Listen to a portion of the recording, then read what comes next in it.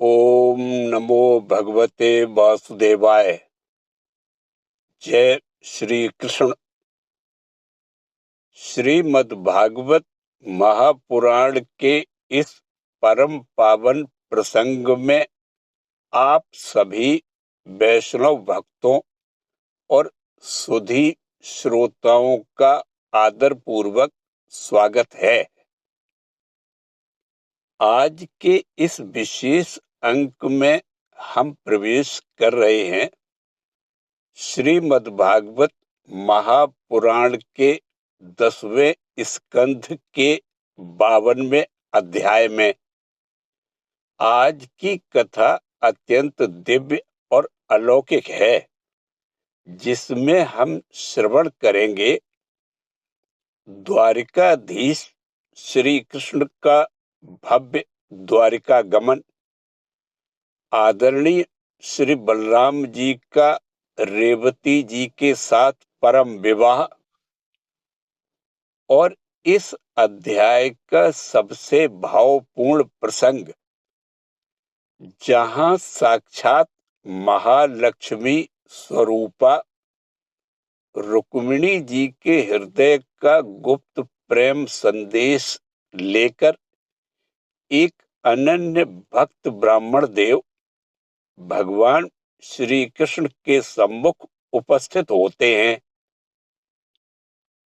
रुक्मिणी जी ने अपने उस पत्र में योगेश्वर श्री कृष्ण को क्या संदेश भेजा, कैसे एक शुद्ध हृदय की पुकार पर प्रभु स्वयं रथ लेकर निकल पड़े।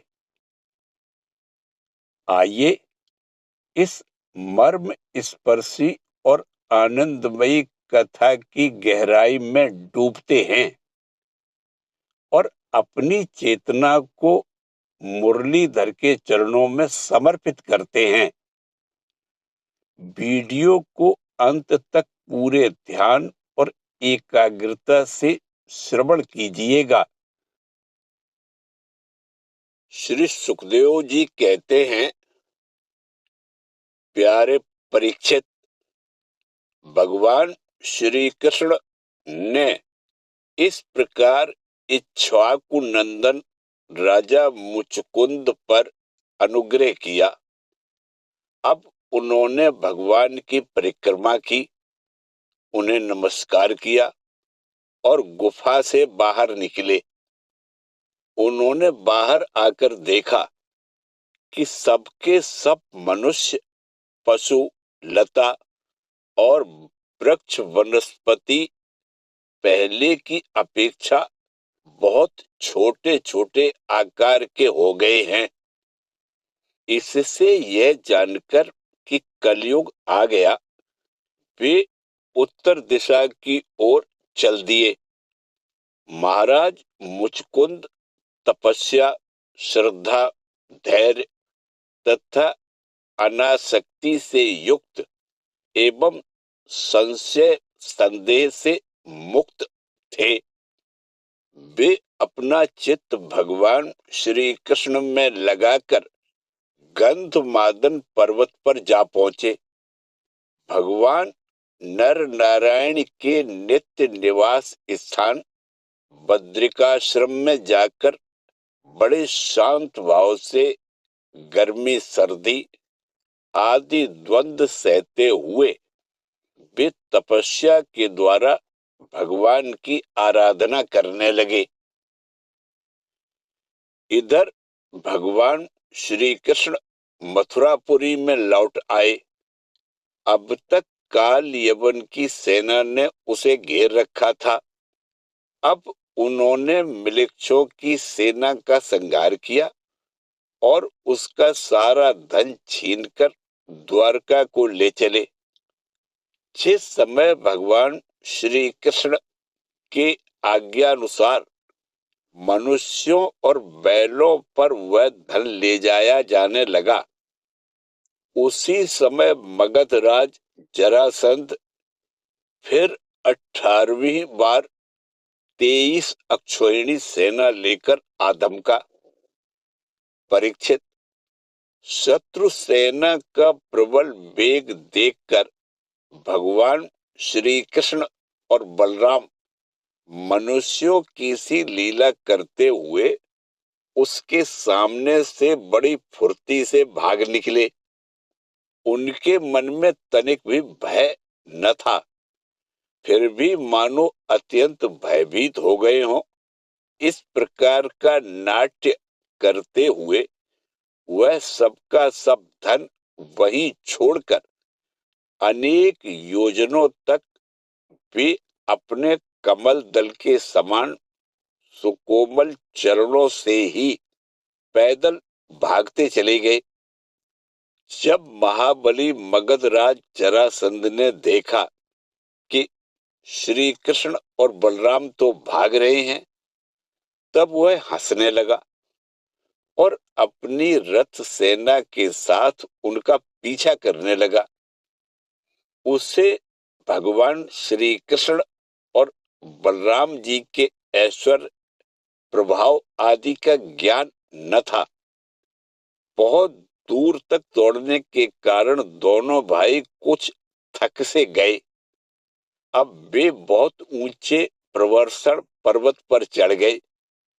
उस पर्वत का प्रवर्षण नाम इसलिए पड़ा था कि वहां सदा ही मेघ वर्षा किया करते थे।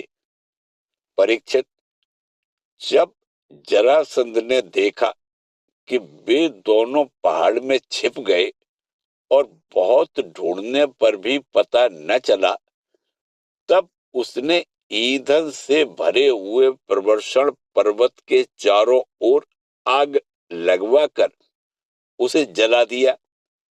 जब भगवान ने देखा कि पर्वत के छोर जलने लगे हैं, तब दोनों भाई जरासंध की सेना के घेरे को लांघते हुए बड़े वेग से उस 11 योजन ऊंचे पर्वत से एकदम नीचे धरती पर कूद आए।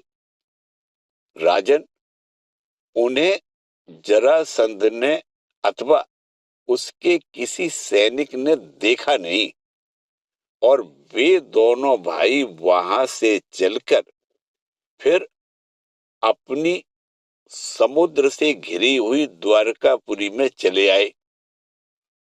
जरासंध ने झूठ मूठ ऐसा मान लिया कि श्री कृष्ण और बलराम तो जल गए और फिर वह अपनी बहुत बड़ी सेना लौटाकर मगध देश को चला गया। यह बात मैं तुमसे पहले ही कह चुका हूं कि अनार्त देश के राजा श्रीमान रेवत जी ने अपनी रेवती नाम की कन्या ब्रह्मा जी की प्रेरणा से बलराम जी के साथ ब्याह दी। परीक्षित, भगवान श्री कृष्ण भी स्वयंवर में आए हुए शिशुपाल और उसके पक्षपाती शाल्व आदि नरपतियों को बलपूर्वक हराकर सबके देखते देखते जैसे गरुण ने सुधा का हरण किया था, वैसे ही विदर्भ देश की राजकुमारी रुक्मिणी को हर लाए और उनसे विवाह कर लिया। रुक्मिणी जी राजा भीष्मक की कन्या और स्वयं भगवती लक्ष्मी जी का अवतार थी। राजा परीक्षित ने पूछा, भगवान, हमने सुना है कि भगवान श्री कृष्ण ने भीष्मक नंदिनी परम सुंदरी रुक्मिणी देवी को बलपूर्वक हरण करके राक्षस विधि से उनके साथ विवाह किया था। महाराज, अब मैं यह सुनना चाहता हूं कि परम तेजस्वी भगवान श्री कृष्ण ने जरासंध, शाल्व आदि नरपतियों को जीतकर जिस प्रकार रुक्मिणी का हरण किया, ब्रह्मर से भगवान श्री कृष्ण की लीलाओं के संबंध में क्या कहना है?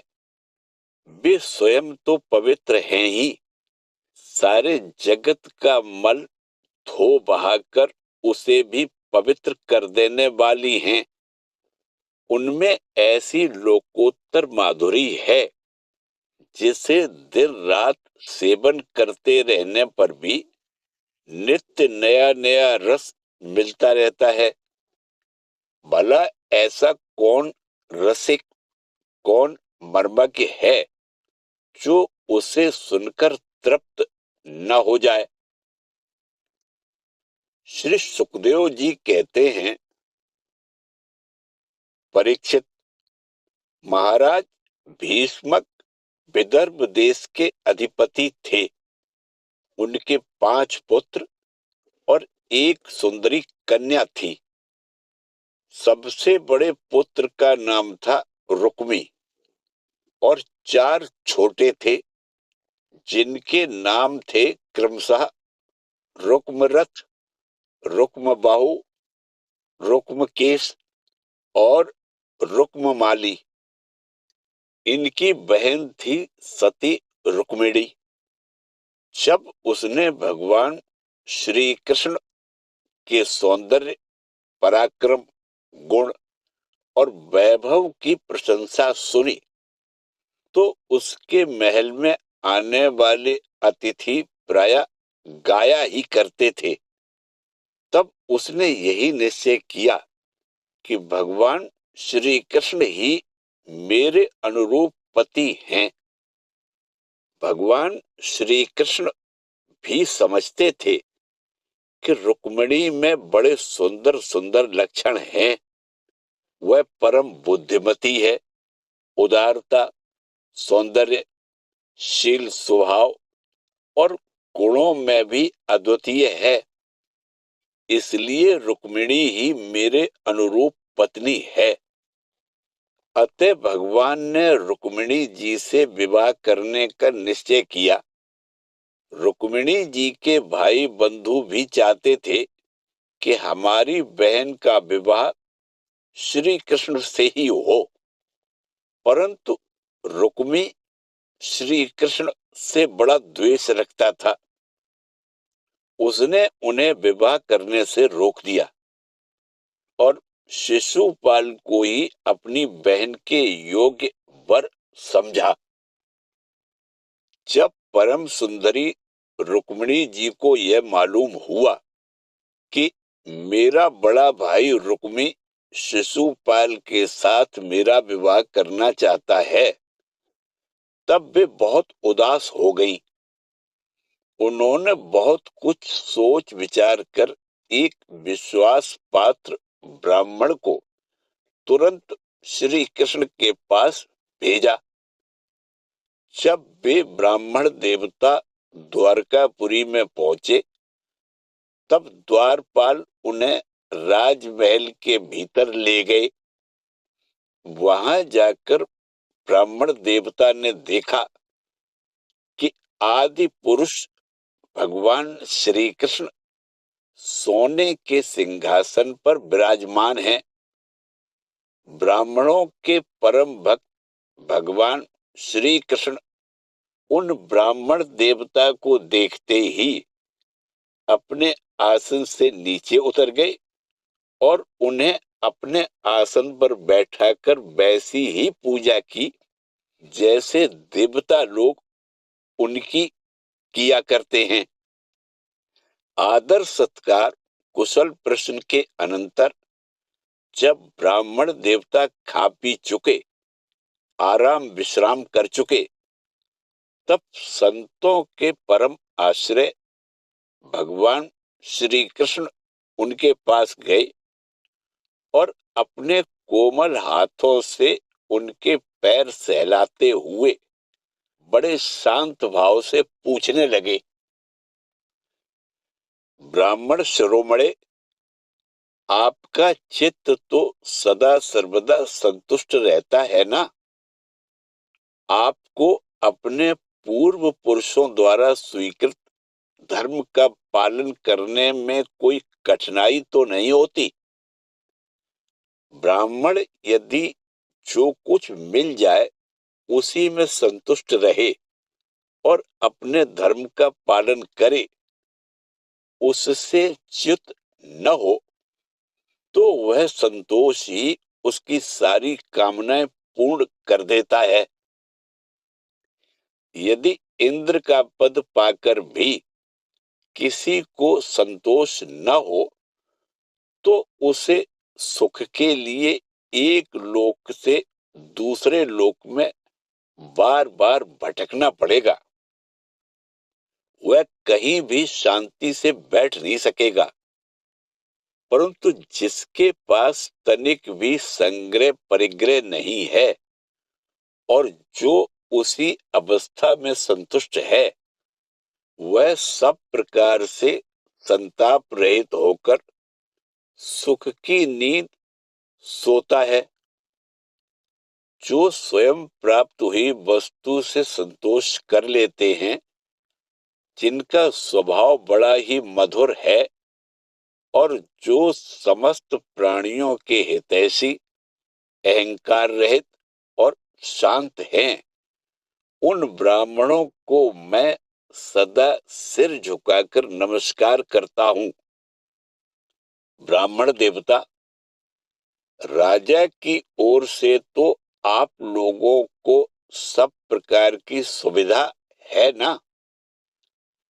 जिसके राज्य में प्रजा का अच्छी तरह पालन होता है और वह आनंद से रहती है, वह राजा मुझे बहुत ही प्रिय है। ब्राह्मण देवता, आप कहां से, किस हेतु से और किस अभिलाषा से इतना कठिन मार्ग तय करके यहाँ पधारे हैं? यदि कोई बात विशेष गोपनीय न हो तो हमसे कहिए, हम आपकी क्या सेवा करें? परीक्षित, लीला से ही मनुष्य रूप धारण करने वाले भगवान श्री कृष्ण ने जब इस प्रकार ब्राह्मण देवता से पूछा, तब उन्होंने सारी बात कह सुनाई। इसके बाद वे भगवान से रुक्मिणी जी का संदेश कहने लगे। रुक्मिणी जी ने कहा है, त्रिभुवन सुंदर, आपके गुणों को जो सुनने वालों के कानों के रास्ते हृदय में प्रवेश करके एक एक अंग के ताप, जन्म जन्म की जलन बुझा देते हैं, तथा अपने रूप सौंदर्य को जो नेत्र वाले जीवों के नेत्रों के लिए धर्म, अर्थ, काम, मोक्ष, चारों पुरुषार्थों के फल एवं स्वार्थ परमार्थ सब कुछ हैं, श्रवण करके प्यारे अच्युत, मेरा चित्त लज्जा शर्म सब कुछ छोड़कर आप में ही प्रवेश कर रहा है।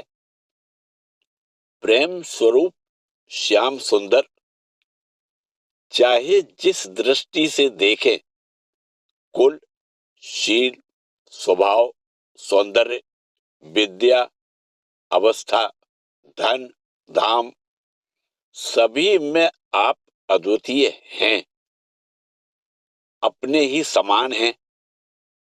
मनुष्य लोक में जितने भी प्राणी हैं, सबका मन आपको देखकर शांति का अनुभव करता है, आनंदित होता है। अब पुरुष भूषण, आप ही बतलाइए, ऐसी कौन सी कुलवती, महागुणवती और धैर्यवती कन्या होगी जो विवाह के योग्य समय आने पर आपको ही पति के रूप में वरण न करेगी।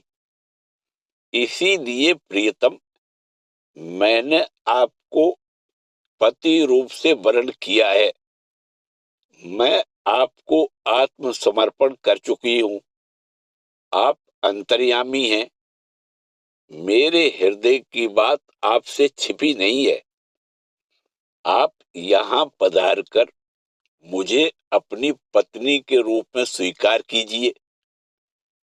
कमल नयन, प्राण वल्लभ, मैं आप सरीखे वीर को समर्पित हो चुकी हूँ, आपकी हूँ। अब जैसे सिंह का भाग सियार छू जाए, वैसे कहीं शिशुपाल निकट से आकर मेरा स्पर्श न कर जाए।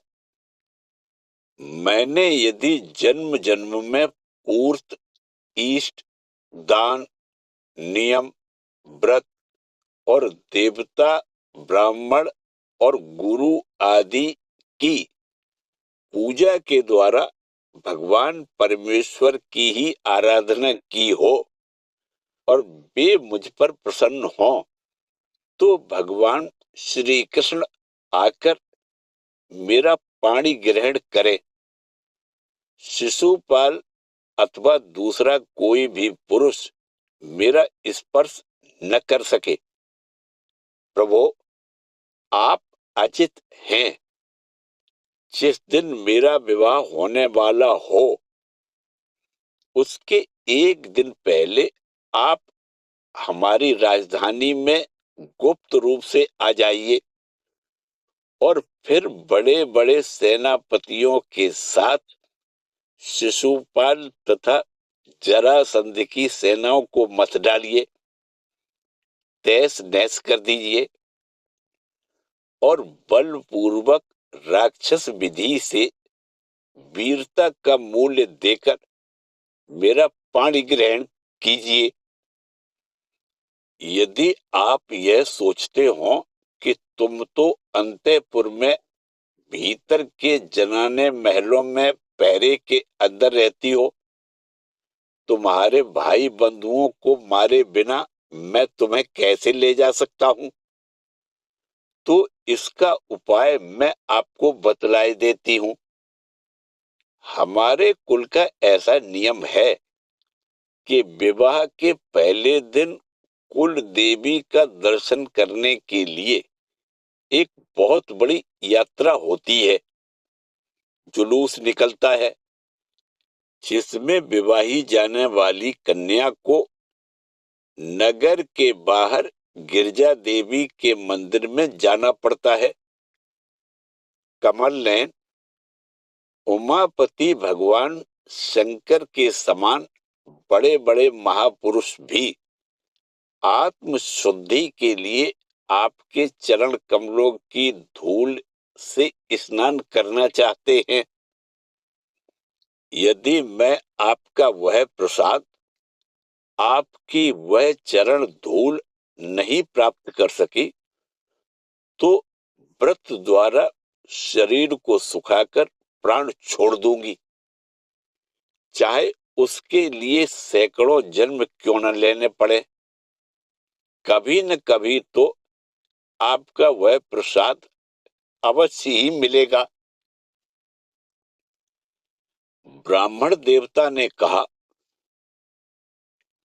यदुवंश शिरोमणे, यही रुक्मिणी के अत्यंत गोपनीय संदेश हैं, जिन्हें लेकर मैं आपके पास आया हूं। इसके संबंध में जो कुछ करना हो विचार कर लीजिए और तुरंत ही उसके अनुसार कार्य कीजिए। श्रीमद् भागवत महापुराण की इस पावन कथा को पूरा सुनने के लिए आपका हृदय से धन्यवाद। वीडियो को लाइक, शेयर और चैनल को सब्सक्राइब करके इस दिव्य धर्म यात्रा में हमारे सहभागी बने। ठाकुर और भगवान श्री कृष्ण की कृपा आप पर सदैव बनी रहे। ओम नमो भगवते वासुदेवाय।